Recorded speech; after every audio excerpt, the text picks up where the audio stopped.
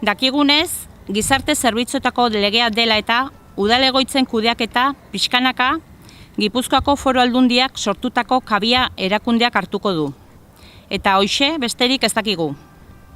Behin baino gehiagotan, eskualdatze prozesu honetan langileon lanbaldintzek bermeak eskatu ditugu. Baina ez zaigu zehaztasunez erantzuten. Zer gertatuko da Tolosako udaleko erakunde autonomo honetako langileekin? Gurekin?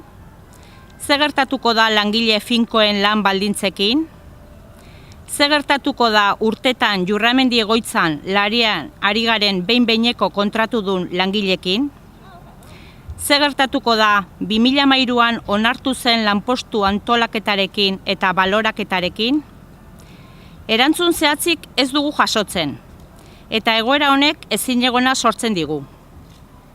Alde batetik, gure egoera berdin jarraituko duela esaten zaigu, eta bitartean, beste aldetik, alkatearen bulegotik hasi dira mugimenduak lanpostu aldaketak adedo eginez. Hau onartezina da. Hori gutxi balitz, orain egun gutxi Eusko Jaurlaritzako ordezkarien, Gipuzkoako Foru Aldundiko ordezkarien eta Tolosako alkatearen uzturre egoitza pribatura egindako bisitak zur eta lur utzi gaitu.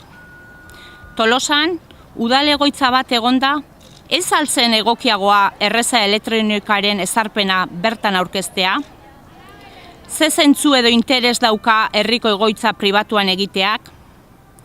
Guzti honek, aipatutako erakunde hauek aurrera daramaten privatizazio politikokin erlazio aldu? Kontua izanik, Jurramendi egoitzan, duela urte bete baino gehiago martxan jarri genuela eta baita Osakidetzako historialean sartzeko aukera ere. Guzti hau langileek eskatuta. Egoiliarrei zanketa hobea emateko.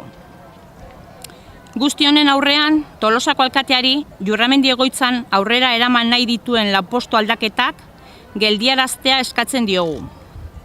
Egoera egonkor eta lasai batean, mahai baten inguruan, Jurramendi egoitzaren etorkizunaz hitz egin eta adostu dezagun. Hori horrela, Gipuzkoako Foru Aldundiak Jurramendi egoitzaren kudeaketa bere gain hartzeko aurrera emango duen prozesuak langileak babestea eta gure lanbaldintzak bermatzea eskatzen diogu. Zaintzen ditugun egoiliarrak merezi dutelako.